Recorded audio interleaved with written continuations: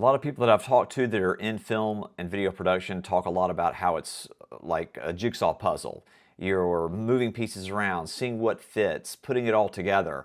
And yeah, I can definitely agree with that. I think sometimes also it can be like a Jenga tower where you're trying not to pull out the wrong piece so that the whole thing doesn't just come crashing down. Or, I've thought about maybe it is a jigsaw puzzle, but only if the jigsaw puzzle pieces kind of get replaced and swapped out and moved around, and you're constantly trying to bring new pieces in to fit with what you're working on. So however you want to talk about it, whatever analogy you want to use, filmmaking is a lot about problem solving and pivoting and thinking about new creative solutions when things don't go right or as planned.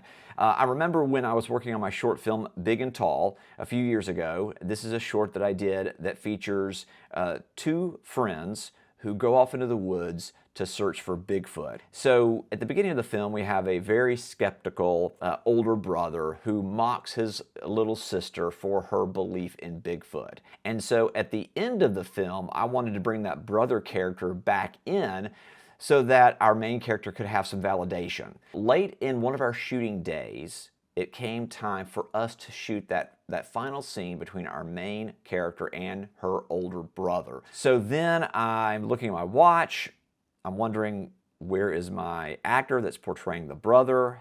Haven't heard anything. He's not here. He's late. A new jigsaw puzzle piece just dropped into my pile here, and I've got to figure out how to make it fit and how to make things work. So what we did was, on the spot, we rewrote the scene, which meant that we had to kind of restructure how we were going to shoot this scene. So I locked off the camera, looked through the window, had my main actor sit at a chair, kind of looking outside. And so then, instead of the brother and my main character having a scene together, I used the mom character instead. And what I did was I strategically made it so that you never saw the mom character speak.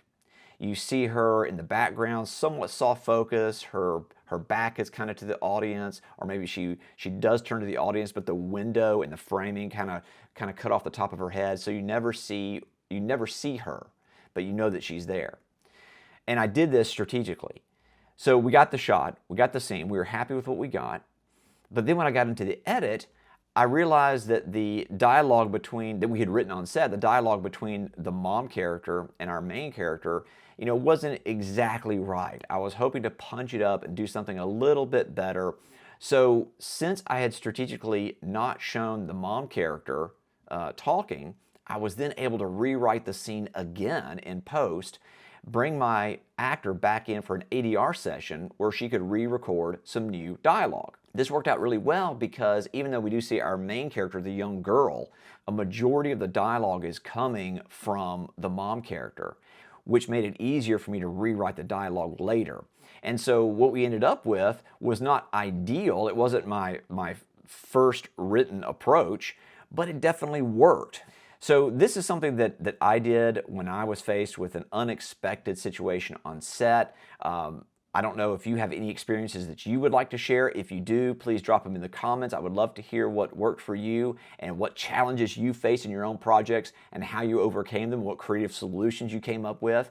I'm going to drop a link to the short film Big and Tall down below in the description so you can check it out. Let me know if you think it works. You can subscribe to this channel. You can also check out everything that I'm doing by going to linktree.com/ClintTibb. I'd love to connect with you. Thanks for watching. See you next time.